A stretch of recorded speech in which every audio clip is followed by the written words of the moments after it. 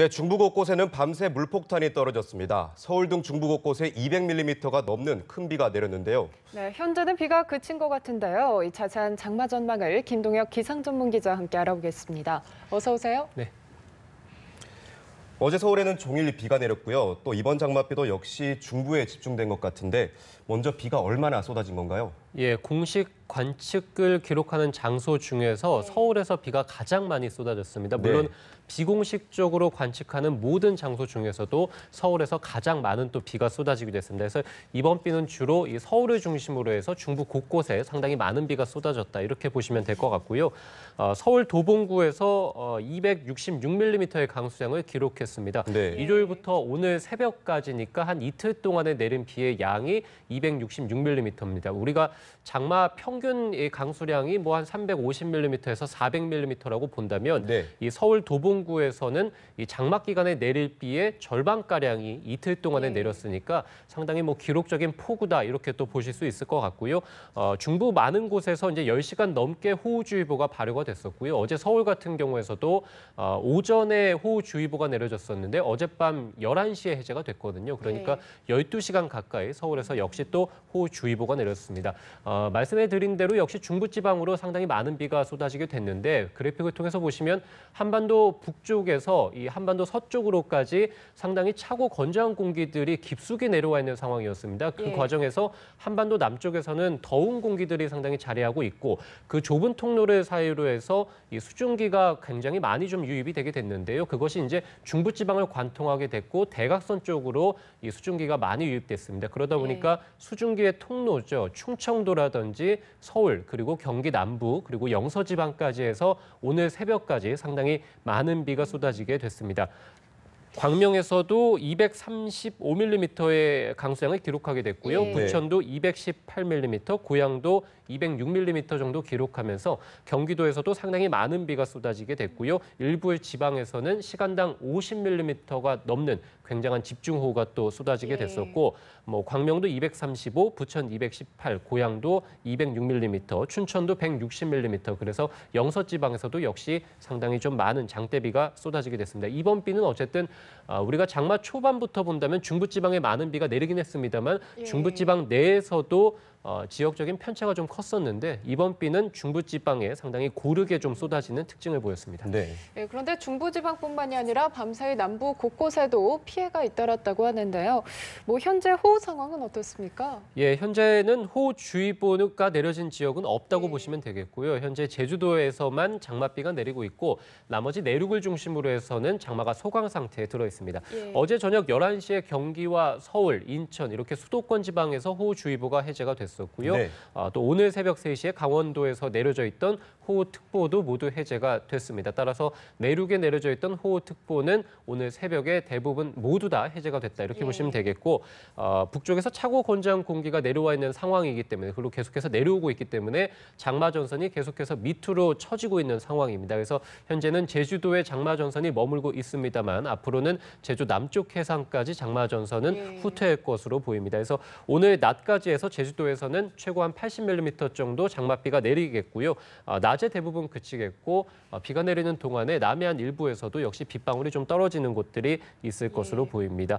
경북 4개 시군에는 폭염주의보가 발효 중입니다. 아무래도 어제부터 해서 장마가 계속 소강 상태에 들어있는 곳들이었는데 오늘 이제 내륙 대부분 지역에서 장마가 소강 상태에 들면서 폭염주의보가 내려지는 지역들이 굉장히 좀 많이 늘어날 것으로 보입니다. 오늘 뭐 오전 10시나 11시를 기해서 내륙 대부분 지역들, 그래서 강원도 동해안 지역도 해당이 되겠고요. 일부 남부지방 그리고 중부 곳곳에도 폭염특보가 내려질 가능성이 있을 것 같습니다. 오늘 예상 낮 기온이 서울 32도 예상되고요. 대구는 35도가 예상됩니다. 광주도 33도 예상되면서 폭염의 기준에 해당이 되겠고요. 목요일 같은 경우에는 대구가 36도까지 오르게 되거든요. 앞으로 장마가 계속해서 소강 상태에 들 것으로 보이는데 찜통더위 그리고 폭염 그리고 열대야가 계속해서 이번 주 내내 이어진다 이렇게 보실 수 있을 것 같습니다. 네, 어제 도봉구에서는 266mm가 내렸다고 말씀해 주셨는데요. 서울 안에서도 이렇게 비가 심하게 오는 곳도 있고 조금 적게 오는 곳도 있었습니다. 이거는 왜 그런 걸까요? 예, 말씀해 드린 대로 역시 수증기의 통로가 중부지방을 향해 있었고 그 경로가 대각선, 그러니까 남서쪽에서 북동쪽으로 쳐져 있었기 때문에 그 길목인 충청과 경기 남부, 서울, 그리고 새벽 시간대는 영서 지방까지 해서 많은 비가 쏟아지게 됐습니다. 네. 그중에서도 이제 서울에서 사실은 전국적으로 많은 비가 쏟아지게 됐는데요. 그래픽을 통해 보시면 서울 중에서도 거의 서쪽 지역 그리고 북부 지역을 중심으로 해서 많은 비가 쏟아지게 됐고요. 네. 반대로 이제 남동 쪽에서는 100mm 정도 비가 내리는데 그쳤습니다. 서울 도봉구, 그러니까 이제 서울 북부 쪽에서는 250mm 정도 비가 내렸고요. 그 밖에 구로라든지 뭐 금천 이런 데에서도 100mm가 넘는 많은 비가 쏟아지게 됐습니다. 그래서 같은 서울 지역 내에서도 아무래도 북쪽과 남쪽에서의 강수량 차이가 좀 크게 나타났다 이렇게 볼 수 있겠습니다. 이것은 뭐 말씀드린 대로 수중계 통로가 어느 지역을 향해 있느냐, 그리고 서울 내에서도 지형적인 영향을 받는 곳들이 있습니다. 도봉구 같은 곳들도 산으로 좀 둘러싸여 있는 곳들이기 때문에 네.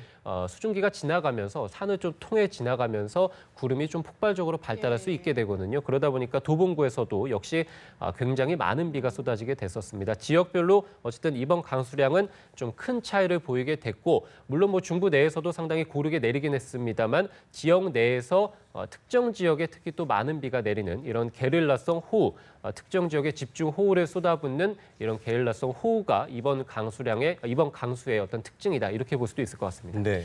네, 중부 곳곳에 워낙 큰 비가 내린 터라 호우 피해가 극심했던 것 같은데요. 반면에 가뭄과 녹조 측면에서는 조금 도움이 됐나요?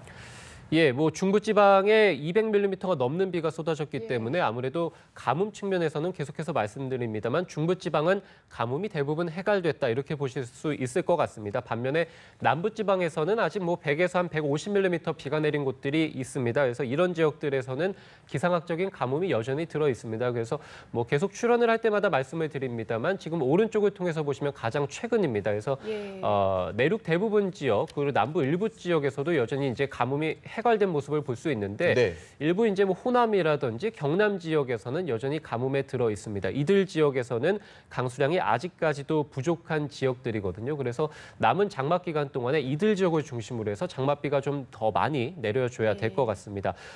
녹조도 사실은 5월 달부터 폭염이 기승을 부리면서 영산강이라든지 낙동강 지역의 녹조가 좀 창궐하는 모습을 보이곤 했습니다. 하지만 장마 기간에 좀 비가 내려주면서 녹조도 소강 상태에 들었다는 소식이 들어왔습니다. 그래서 승천부와 죽산부에 수질 예보 관심 단계가 내려져 있다가 지금 이제 평상시 단계로 내려가는 모습을 보였습니다. 그래서 녹조도 잠시 이제 소강 상태에 든 모습들을 보이곤 했는데요.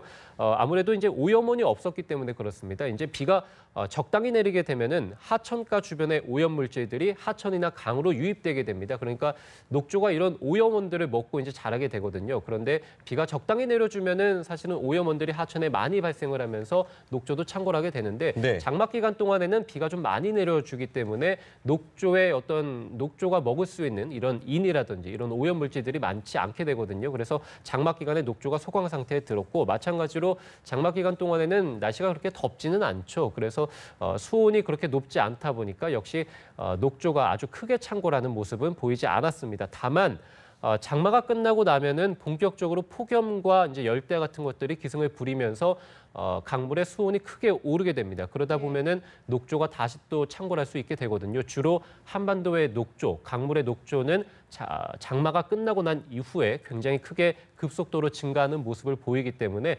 앞으로 녹조의 상황은 좀 더 지켜봐야 될 것 같습니다. 예, 지금까지 자세한 장마 전망 김동혁 기상전문기자와 함께했습니다. 고맙습니다.